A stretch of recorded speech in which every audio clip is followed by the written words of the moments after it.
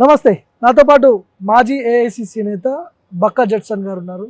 మాట్లాడు. నమస్తే జడ్సన్ గారు. నమస్తే.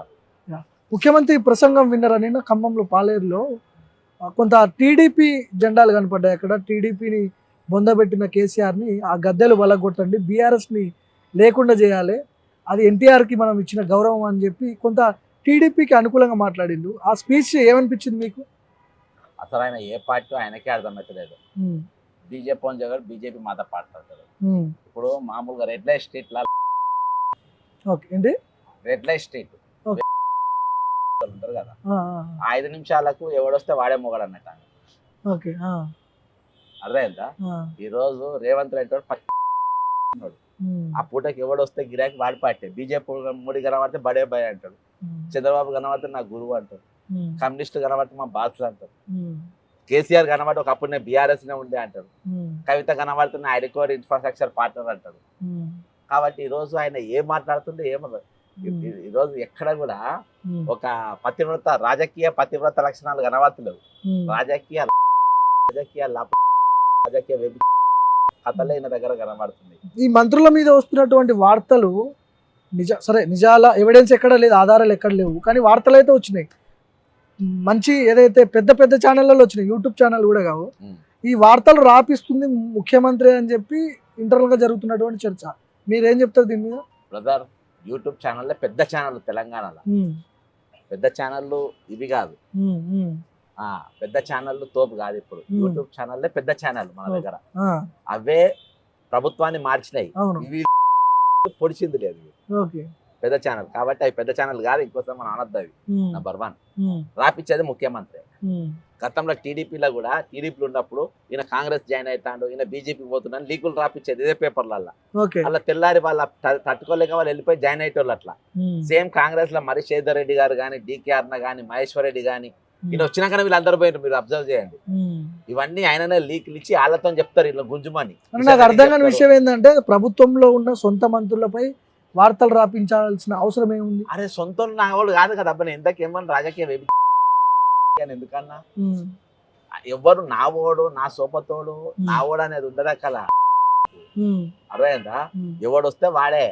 అర్థమైందా? సేమ్ ఆ టైప్ నా మంత్రి వర్గం అనేది లేదు.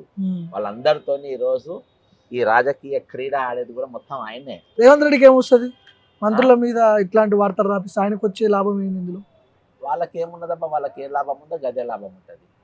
వాళ్ళకి ఏమున్నది? రేవంత్ రెడ్డికి వచ్చే లాభం ఏంది? వీళ్ళని సొంత టీం మీద బురద చల్లితే ఆయనకు అనుకుంటే హ్యాపీగా ఉంటారు కదా. ప్రభుత్వానికి డ్యామేజ్ కదా, ప్రభుత్వం అయినది అయితే కదా. నువ్వే అంటున్నావు కదా, టీడీపీ గద్దలు గులగొట్టు, బీఆర్ఎస్ గద్దలు గులగొట్టు, వీళ్ళంతా మా వాళ్ళని వాళ్ళే అనుకుంటుంది కదా. ఇక వాళ్ళకేమిది? కాబట్టి వాళ్ళకి ఏం ఉండదు, వాళ్ళకి అప్పటిదప్పుడు లాభం వాళ్ళకి. అర్థమైందా? ఈ రోజు ఆయన ముఖ్యమంత్రి ఉండాలి, వీళ్ళంతా తన్నుకుంటుండ్రు, ఒకరి మీద లీకులు ఇవ్వాలి.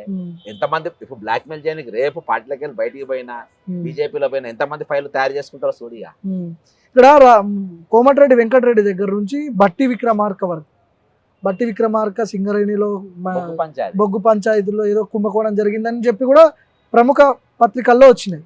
ఏంటి అసలు ఒక డిప్యూటీ సీఎం మీద? డిప్యూటీ సీఎం ఉన్నప్పుడే కింద కూర్చోబెట్టిండ్రబ్బా యాదాద్రి టెంపుల్ కాడ. ఆ రోజే నేను తప్పు చూపించిన, బట్టి పర్వాలైనా కావాలని కూర్చున్నాను, బట్టి ఒప్పుకున్నాడు. బట్టికి ఆత్మగౌరవం అంటే లేదు. ఇక రిటైర్మెంట్ ఎంప్లాయీస్ ఇలా ఇబ్బంది పడుతున్నా అంటే ఓన్లీ బికాస్ ఆఫ్ బట్టి. ఫైనాన్స్ మినిస్టర్ ఉంది, వాళ్ళ సమస్య తీరుస్తానని ఆపినోడేవాడు. కాబట్టి అలా ఉసురు దాక్కుతుంది, మీరు మీద దండుకుంటూ రోడ్ల మీద. ఇలా పార్టీ పరువు తీసి పడేసి ఆంధ్ర మీడియా సంకలో పెట్టుకున్నారు రేవంత్ రెడ్డి, లీకులు రాపిస్తారు.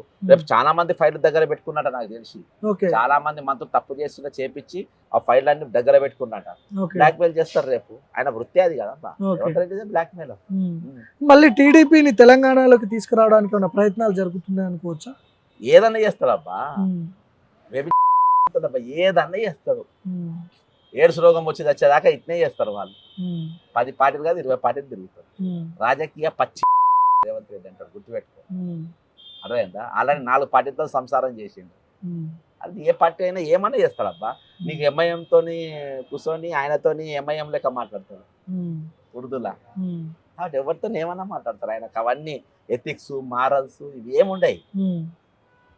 మొత్తం క్రిమినల్ కదా. ఓకే. అంటే మన 420 కేసు కూడా ఉంది ఆయన మీద.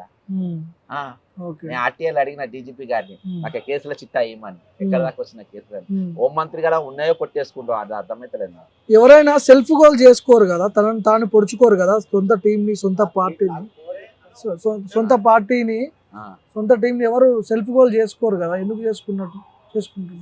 సెల్ఫ్ గోల్ అంటే సెల్ఫ్ పార్టీ కాదు కదా అబ్బా, ఉమ్, సొంత పార్టీ కాదు. ఇవన్నీ కాంగ్రెస్ గారు బయటకు వచ్చిన ఉమ్, నేను వేరే పార్టీ జాయిన్ కాలే కదా. ఉమ్, ఆయన సొంత పార్టీ అని ఆయన అనుకుంటలేదు కదా, నా పార్టీ కాదు అనుకుంటున్నా ఆయన. ఓకే. కాబట్టి ఆయనకేం ఫరక్ పడుతుంది, ఉమ్, ఆయన చాలా స్వల్ప విషయం ఇది. ఉమ్, కాబట్టి ఆయనకి సీరియస్నెస్ లేదు. ఈ పార్టీ నాది, ఉమ్, ఉమ్, నేను ఈ పార్టీలో ఒక సభ్యుడిని, ఈ ఉమ్, పార్టీని బతికించుకోవాలి. పార్టీ చంపేసింది కదా, ఏమున్నది కాంగ్రెస్ పార్టీ. ఉమ్, ఉమ్.